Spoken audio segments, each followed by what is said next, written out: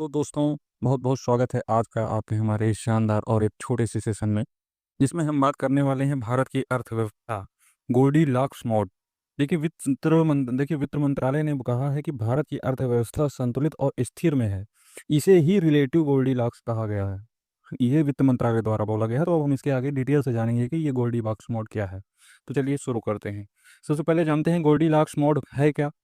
देखिए Goldilocks mode ये होता है कि ना बहुत गर्म ना बहुत ठंडी। इसका मतलब होता है कि सामान्य अत्यधिक ग्रोथ में, मतलब कि बहुत ज़्यादा गर्म नहीं है अर्थात अत्यधिक ग्रोथ नहीं हुई है, ना बहुत ठंडी, ना ही किसी प्रकार की मंदी हुई है, बल्कि सही संतुलन में ग्रोथ और महंगाई है। तो चलिए आगे बात करते हैं भारत के गोल्डीलॉक्स मोड के कारण क्या है।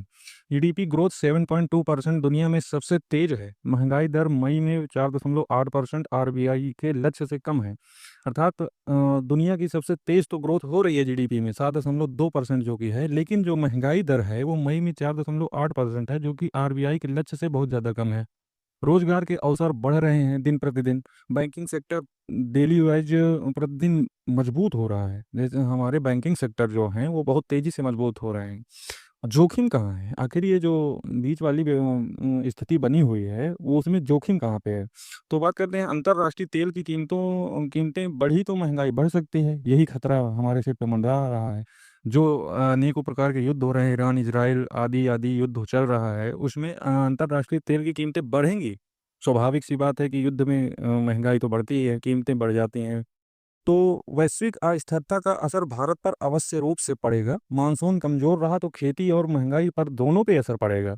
दोस्तों, ये तीन जोखिम सबसे महत्वपूर्ण है कि अगर युद्ध नहीं रुक रहा है या युद्ध आगे चल रहा है तो कीमतें महंगी होंगी।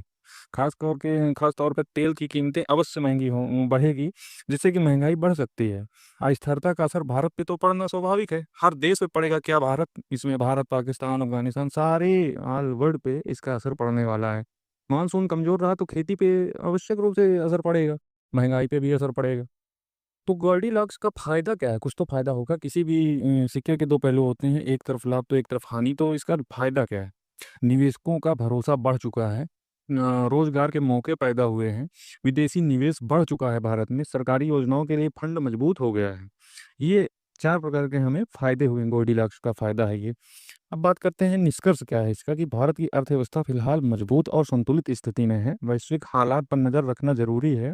अर्थात कहने का तात्पर्य यह है कि आप हमेशा अलर्ट रहें और देश दुनिया में हो रही हलचल को ध्यान में रखते हुए अपनी नज़र को बनाए रखें। सरकार और आरबीआई दोनों अलर्ट मोड पे हैं, तो आप भी अलर्ट मोड पे हो जाइए। कुछ भी हो सकता है। अभी जीडीपी बढ़ती हुई दिख रही है, तो इसको बहुत खुशी होने की बात नहीं है। इसके लिए आपको खतरा भी है।